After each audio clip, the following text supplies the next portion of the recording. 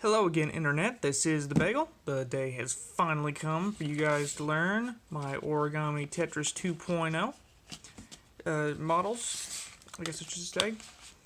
All of these is folded from a single sheet of paper now, so no more modular units. Here's all of them.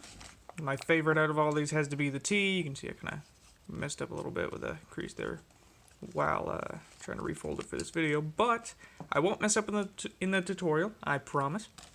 But yeah, all of these also has closed ends, thanks to Joe Nakashima's moving cubes tutorial. I'll try to link that in the description of each of these videos, if I can remember, that is. Somebody remind me if I have not. He deserves all the credit he can get. Each of these pieces is going to have its own tutorial, just to kind of make sure that if you're only interested in one particular Tetrimino, like if your favorite is the T out of all of these and you just want to fold the T, you can do that. Or if you only care about like the L's and the S, you know, you get it. Anyway, for each of these pieces, you're going to need 7 sheets of paper to fold all of the Tetriminos. I'm going to need a light blue for the I. I'm going to need a blue and orange for the L's. You're going to need a yellow for the square.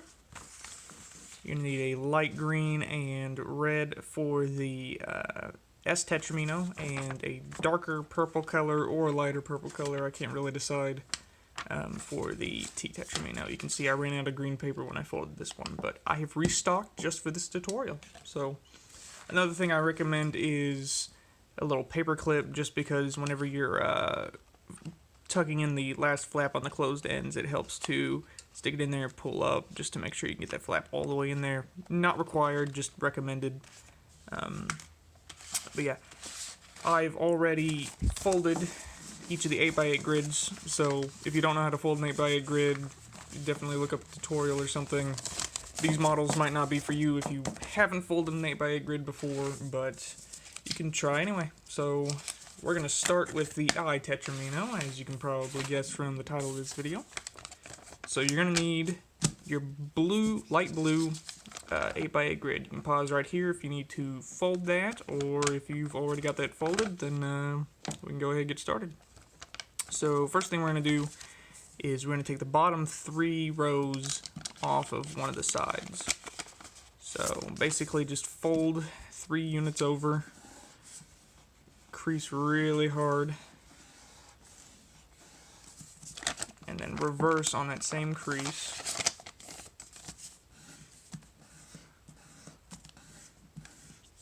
And then what you're going to do is just tear on that crease.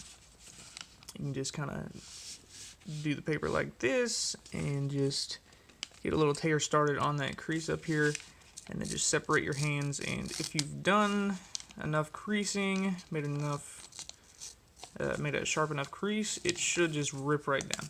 So there you go. Now you have some scrap paper. You can fold a bunch of little origami with this. I really like to fold tiny little flapping birds.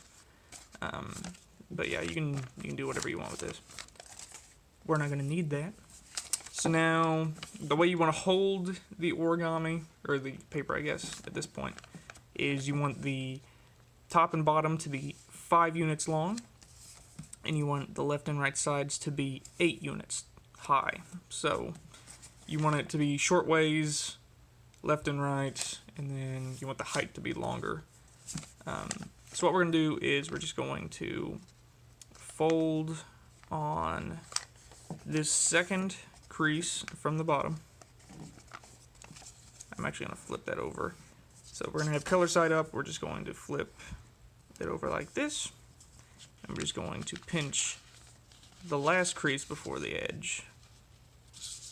And we're going to put that crease onto this crease. So we should have a crease in between these two.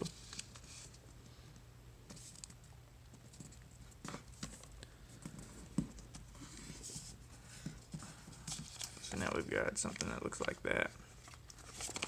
Now you want to flip that over, and you want to make the second, or what used to be the second, now is the third crease from the bottom. I'm going to make that a valley fold. and then you want to fold back again on the new crease we just made. And there you go. Focus. We're going to have something that looks like this. So this is basically going to be, we're going to use this little pocket and flap situation as a little lock later. And you want to do something similar over here. So you can just fold this to that. It doesn't really matter how you get that crease in between the two.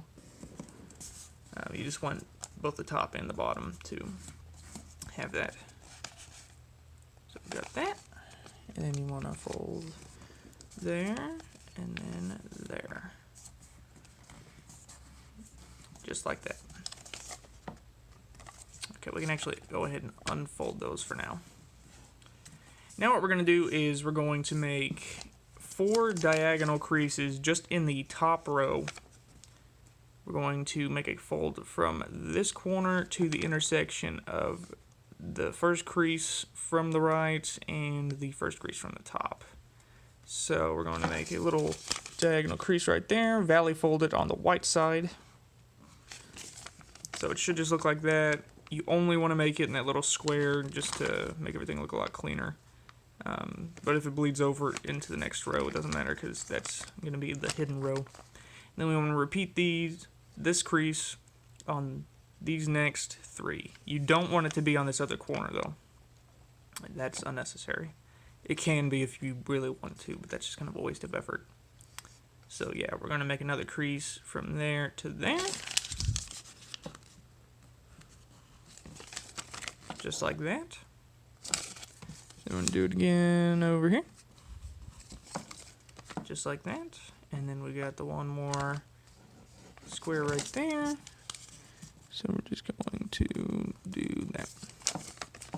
So it looks just like that. Now what we're going to do is we're going to mirror this on the bottom. So when we rotate it 180 degrees, instead of starting on the right like we did at the top, we're going to start at the left. And we're going to make the crease the opposite direction. So go from this point to this intersection right here.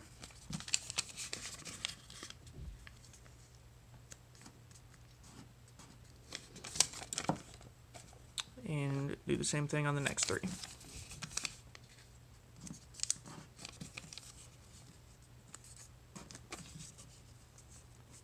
Once you've done it enough, you can make it pretty quick. Alright, so that's all the new creases we need. So now once again, you want to fold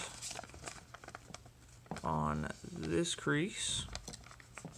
Then fold back on that middle crease that we made earlier. So it should look like that from the other side, that from the side. We basically just took it and did that. On existing creases, we're not making any new creases. Turn it over, I'm going to do the same thing. Fold up, and then fold back. Just like that. And now what we're going to do is we're going to hold it like this. And we're just going to fold on each of these 4 existing creases, just one by one. Crease really hard where there's a lot of layers. That's what I'm thinking. Okay, just one by one, fold, and just really focus on where everything overlaps. And you can rotate it around and get 2 of them, and do the same thing. Just like that. Okay. So now what we're going to do is we're going to fold on all of these creases at once and just make it curve around as a box. Just put one layer in front of the other. Now the one you want to put in front is the one that has both of these diagonal creases. So that goes on top of that one. You want to make sure all the creases are folding right. So we've got the diagonal crease going on top of the normal square, and it should be the same thing on this side. If for whatever reason you have a diagonal crease there, you didn't mirror the creases. So we're just going to fold it over like that. Okay, so now that we've got that, we're going to just lock the two ends of this together. And the only thing we have to do here is, you see, we've got this little flap right here, and we've got a little pocket right here. So basically we're just going to slide it in there just like that.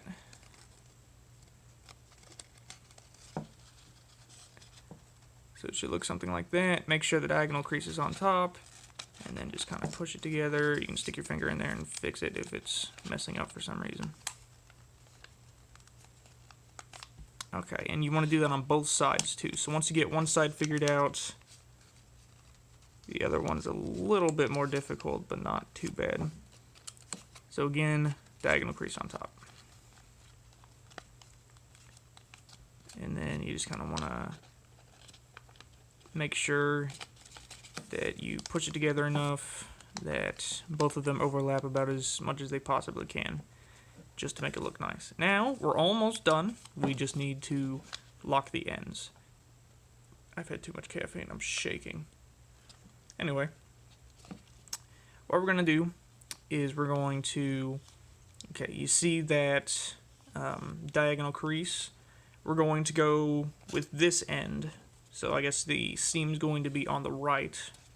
We're going to look straight down. Now, we've got this crease, and then we've got the little flap behind the top layer on the seam. We're just going to fold on that diagonal crease while pushing this normal square. While pushing this normal square just down in there. You don't want to push it too far, you just kind of want it to be level. It doesn't look too nice, but that's where the paper clip will come in handy later. Okay, so then we go to the next crease right here. We're just going to do the same thing.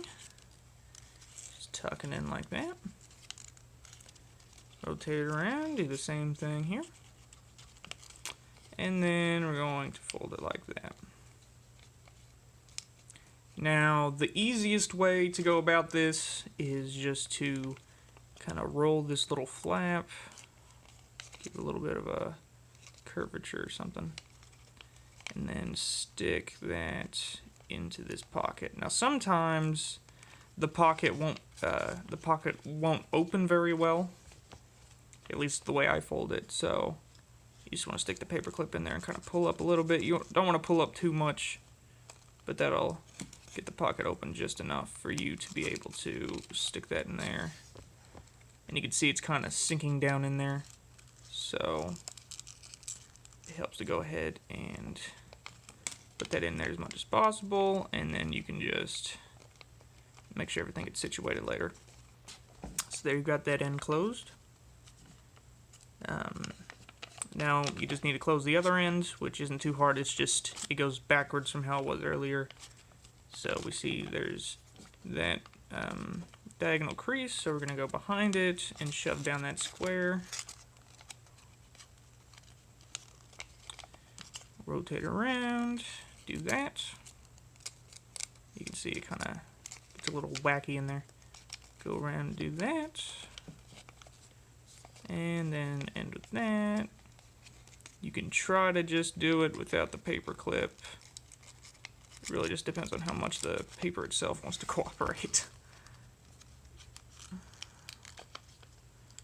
I just typically use the paper clip. Do that.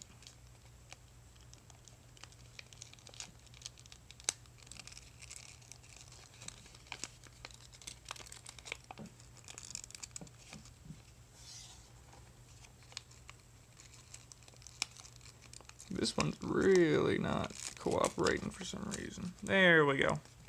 I think I got caught on something.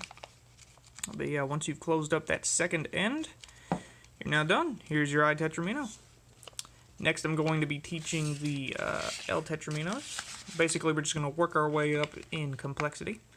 But yeah, so stay tuned. Very shortly, there should be a L Tetrimino video up, and then we'll go from there.